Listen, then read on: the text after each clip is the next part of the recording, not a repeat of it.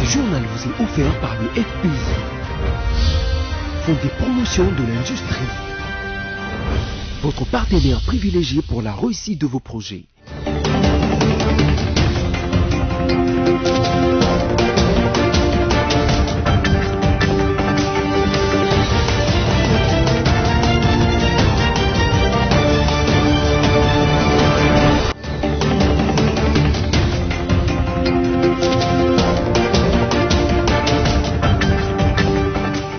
L'actualité, c'est maintenant sur votre chaîne, mesdames et messieurs. En voici le titre.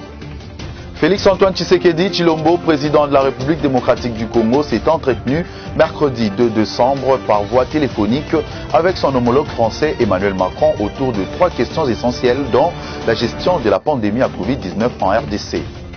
À quelques mètres de la place des artistes sur le rond-point Victoire, on assiste depuis les retours de la saison de pluie à des inondations qui rendent difficile la circulation à Kinshasa. Nos reporters étaient sur le terrain pour vous faire le constat.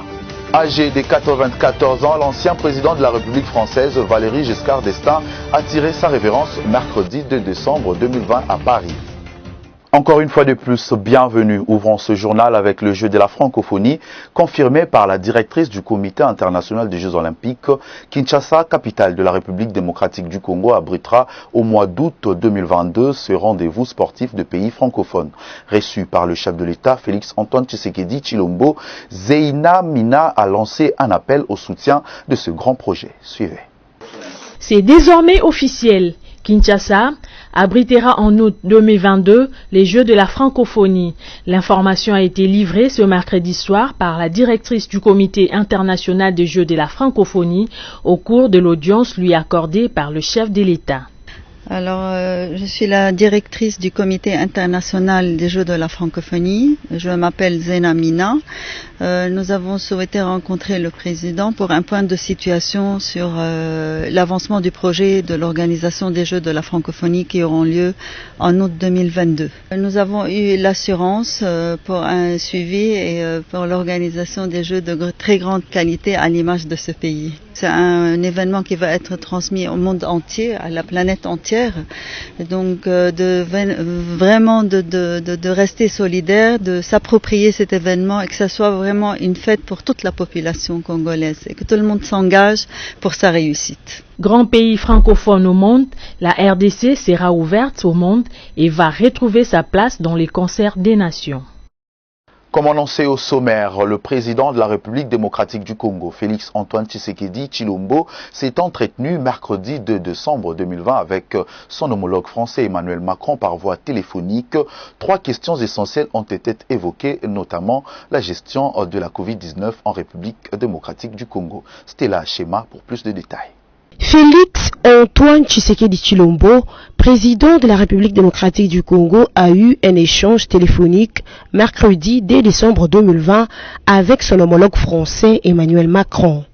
Au menu de leur entretien, 3 points importants ont été abordés, notamment la gestion de la crise sanitaire liée à la Covid-19, la prochaine présidence de l'Union africaine et la situation politique en RDC, confirme la présidence de la République. Le premier des Français a promis d'accompagner le gouvernement congolais à travers une expertise et une fourniture d'équipements considérables pour ce qui est de la gestion de la pandémie.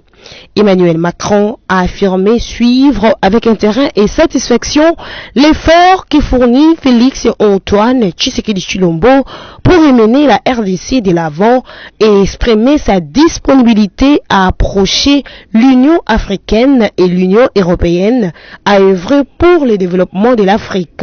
Direction le Congo central pour parler de la remise officielle et de l'inauguration de la nouvelle drague de la Congolaise de voie maritime CVM par le chef du gouvernement Sylvestre Ilunga Ilunkomba, financé à hauteur de 5 millions de dollars américains par le Fonds pour la promotion de l'industrie FPI. Cet engin baptisé Manzonilo a pour objectif d'assurer les opérations de balissage et de dragage sur le bief maritime congolais. Josué Kalamba pour les commentaires. La liesse a été totale au chantier naval de la Congolaise de voie maritime ce mercredi à Boma, à l'occasion de la réception officielle de la nouvelle drague acquise par la CVM. Cérémonie officiée par le Premier ministre Sylvestre Ilunga. La nouvelle drague Manzanillo, il vient faire renaître l'espoir auprès des agents et cadres de cette entreprise du portefeuille. La dernière acquisition d'une drague au profit de la Congolaise de Voies Maritimes remonte à l'année 1979. Plus de 4 décennies, la Congolaise de Voies Maritimes a navigué à vue. Aujourd'hui, c'est un pari réussi. Acheté en Argentine, Manzanillo a coûté 10 millions de dollars américains et le fonds de promotion de l'industrie a financé l'acquisition de cette drague à hauteur de 5 millions, soit 50% de l'enveloppe totale. Ce sont les sentiments de satisfaction, d'autant plus que nous venons de financer un projet. Il n'y a pas plus longtemps, c'est le mois de juin, que notre ministre de l'Industrie qui a donné le titre de financement à la CVM. Et cela, c'est sous l'impulsion et la vision du chef de l'État, à travers l'instruction du Premier ministre que le pays a financé la CVM. Et ce projet ici s'inscrit dans le cadre du projet de chaîne de valeur pour nous, le FPI. Parce que ce n'est pas le FPI seulement ou la CVM qui va se retrouver, mais il y a beaucoup plus d'autres entités qui vont se retrouver derrière ce projet. Ce projet a un impact très considérable parce que ça va améliorer notre taxe de promotion de l'industrie. Mais maintenant, là, avec ce dragage, ces bateaux-là auront accosté à Matadi et ça va améliorer nos recettes à travers la taxe de promotion de l'industrie. Et les autres entités, notamment l'OGFREM, notamment l'OCC et d'autres qui vont aussi se retrouver à travers ces bateaux ici de dragage dont la CVM vient d'acquérir aujourd'hui. L'entretien du chenal entre Banana et Matadi revêt d'une importance majeure compte tenu de son impact sur la situation économique et sociale du pays. La drague Manzanillo 2, que nous avons le plaisir de réceptionner aujourd'hui, se veut justement un début de solution à la problématique du renouvellement de l'outil de production de la CVM. Elle permettra à notre société de réaliser avec son propre matériel sa mission au moindre coût au profit de l'économie nationale. Construite à Saint-Nazaire, en France, en 1988 pour la société mexicaine de dragage avant d'être revendue en Argentine, Manzanillo totalise à ce jour 32 ans d'âge. Elle a une capacité de 40 000 mètres cubes, contrairement aux anciennes dragues de la CVM qui n'avaient que 1300 mètres cubes. Restons dans le Congo central, pluie torrentielle sur la ville de Mbanza-Ngungu dans la nuit du mardi 1er au mercredi 2 décembre 2020. Le bilan de la catastrophe fait état de 13 morts, dont 8 filles et 5 garçons. Sophia Zaorati et Stella Achema. Dans la province de Congo central, à Mbanza-Ngungu précisément, la pluie torrentielle qui s'est abattue la nuit dernière a ôté la vie à 13 personnes, dont 8 filles et 5 garçons, affirme un membre de la société civile locale. C'est dans le quartier d'Isengamoko à Michoni qu'un mur s'est écroulé sur une maison. Acte qui a causé la mort de 4 personnes d'une même famille et 2 dans une même autre famille. Ces morts ont été également enregistrées au camp sénégalais ainsi que des dégâts matériels importants, affirme Jean-Luc Kisanganda, membre de la société civile locale. Didier Seya, l'administrateur du territoire assistant dans la ville de Mbanza-Ngungu, a affirmé le cas de décès causé par cette pluie diluvienne. Et plusieurs têtes d'érosion se sont formées après cette averse. En santé, la situation épidémiologique de la Covid-19 au pays du mercredi 2 décembre, publiée ce jeudi 3 par le comité chargé de lutter contre ce fléau, indique 145 nouveaux cas confirmés, dont 129 dans la capitale Kinshasa. Alice Kabangu.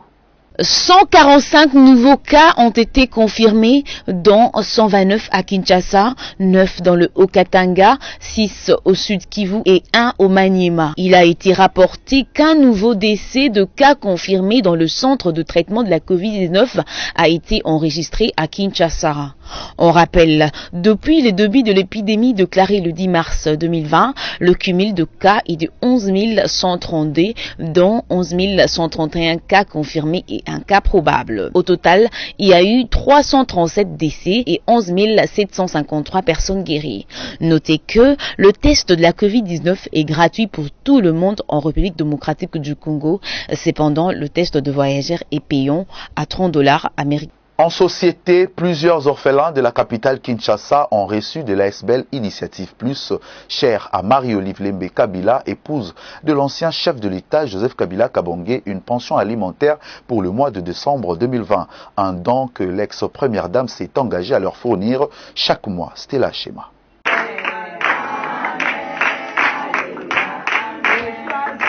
Plusieurs orphelinats de la ville de Kinshasa ont reçu, comme d'habitude, ce jeudi 3 décembre 2020, leur pension alimentaire mensuelle, don de Marie-Olive Lembe Kabila, présidente de l'ASBEL Initiative Plus.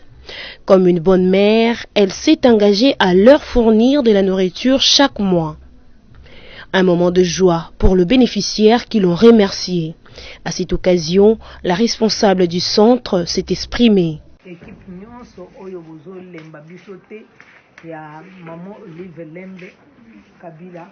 Toute l'équipe des mamans Olive Lembe, vous en avez jamais assez de nous. Nous avons déjà vu beaucoup de personnes être envoyées pour nous aider et ont détourné nos colis et notre argent. Mais c'est Dieu-là qui vous a mis ensemble avec maman pour amener à ces orphelins la nourriture. Aujourd'hui, nous sommes le 3. Dites à maman que le Dieu du ciel, j'ai la ferme assurance qu'il parle avec maman. J'admets qu'il la voit. Parce que si vous entrez au dépôt, il n'y a plus de riz. Ces enfants, le matin, on leur prépare le spaghetti. À midi, ils mangent du riz. Le soir, le feuille de manioc. À partir des mamans, que Dieu vous bénisse. De voir qu'il n'y avait plus de riz, j'avais déjà des maux de tête. Dites à maman, pour de vrai, je ne mens pas, Dieu la voit. Il parle dans son cœur. Par la prière, les orphelins ont imploré l'Éternel de pouvoir bénir la famille Joseph Kabila Kabange qui s'est distinguée à travers des actes d'amour.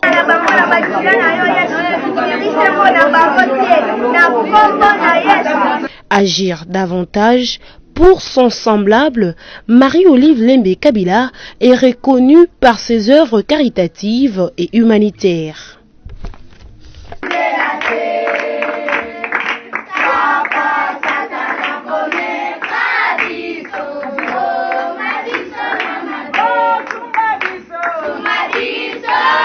Toujours en société, on assiste depuis le retour de la saison de pluie à des inondations qui rendent difficile la circulation dans la ville de Kinshasa. C'est le cas du carrefour communément appelé Rond-Point Victoire entre les communes de Kasavubu et Kalamou où les eaux stagnent pendant plusieurs jours à quelques mètres de la place des artistes. Merci Mayangila et Générose Sengo vous ont fait les constats. Qui a dit qu'après la pluie vient le beau temps? Il faut qu'il fasse un tour à Kinshasa pour voir ce qui se passe après la pluie.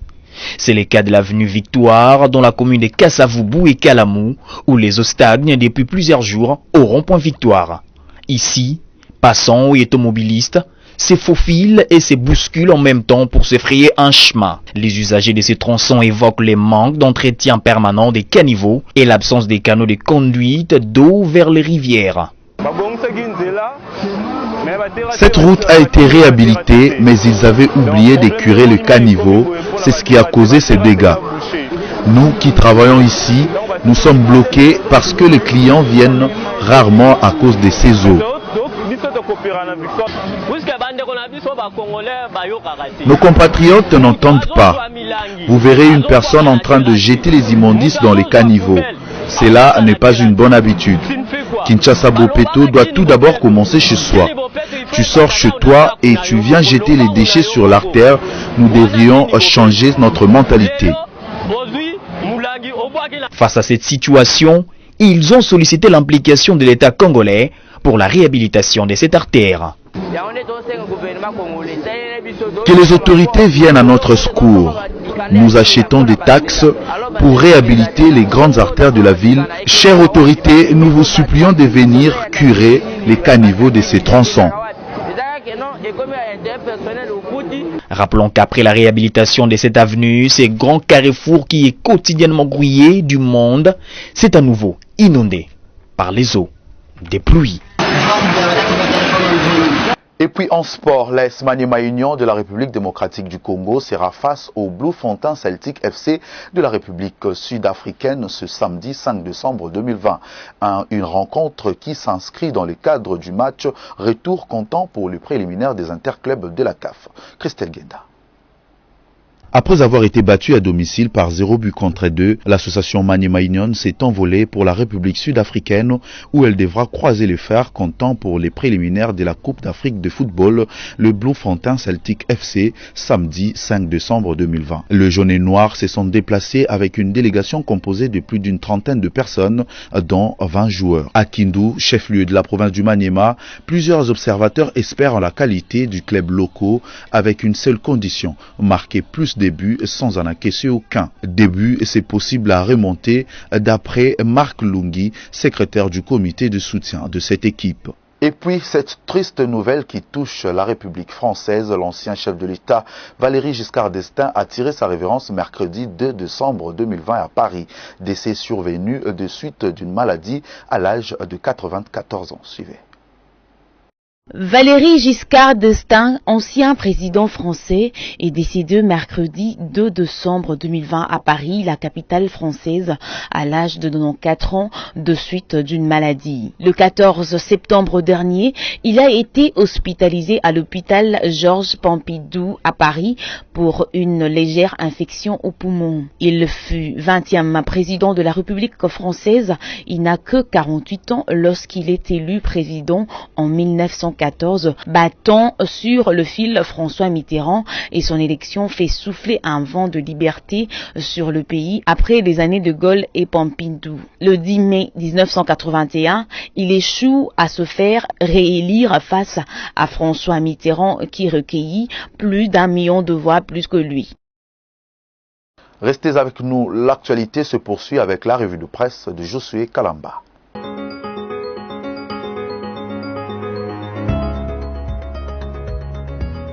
Bienvenue à la revue de presse de ce jour. Commençons par ce titre de l'agence congolaise de presse. Lancement à Kinshasa de la 2e édition du FinTech Tour 2020.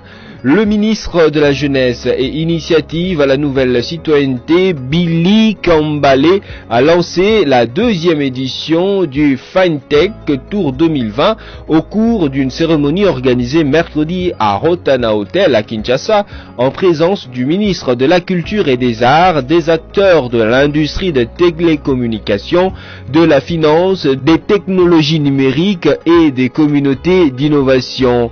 Le ministre Billy Kambale a indiqué que la raison de l'organisation de ce forum à Kinshasa s'explique par l'ampleur de plus en plus croissante de l'innovation digitale, laquelle constitue aujourd'hui un véritable instrument en matière de création de richesses sur l'ensemble des domaines économiques, de l'impact crucial en numérique comme facteur d'émergence. Poursuivons avec Forum des As qui note en grand titre initiateur de plusieurs actions sociales dans l'Achuapa et ailleurs, les sénateurs Guy Luando au cœur d'une cabale.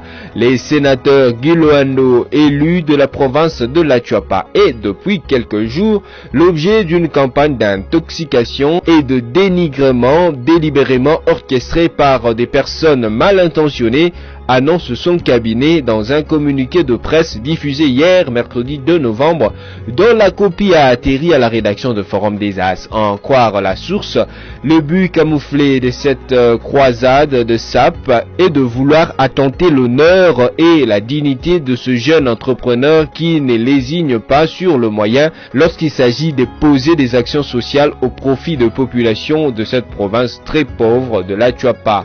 Bouclons cette revue de presse avec ce titre de Capi.net. Chopo, levé de la grève de commerçants de Kisangani.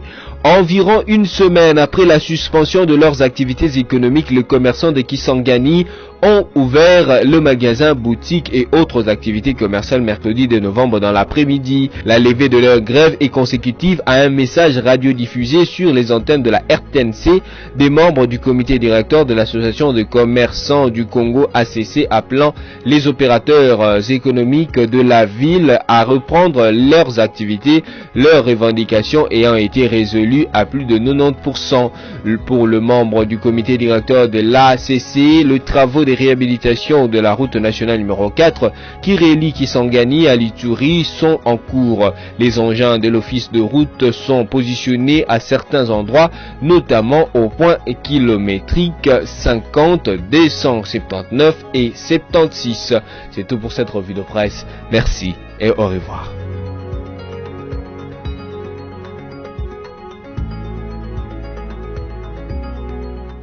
Je vous rappelle à présent les principaux titres. Félix-Antoine Tshisekedi Tshilombo, président de la République démocratique du Congo, s'est entretenu mercredi 2 décembre par voie téléphonique avec son homologue français Emmanuel Macron autour de 3 questions essentielles, dont la gestion de la pandémie à Covid-19 en RDC.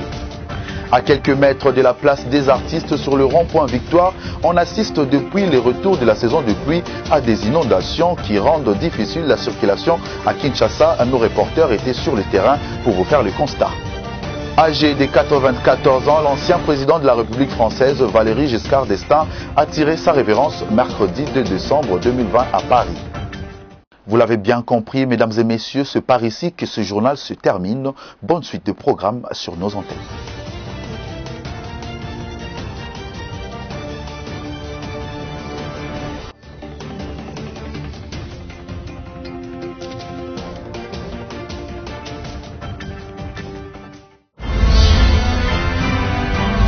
Ce journal vous a été offert par le FPI, Fonds des promotions de l'industrie, votre partenaire privilégié pour la réussite de vos projets.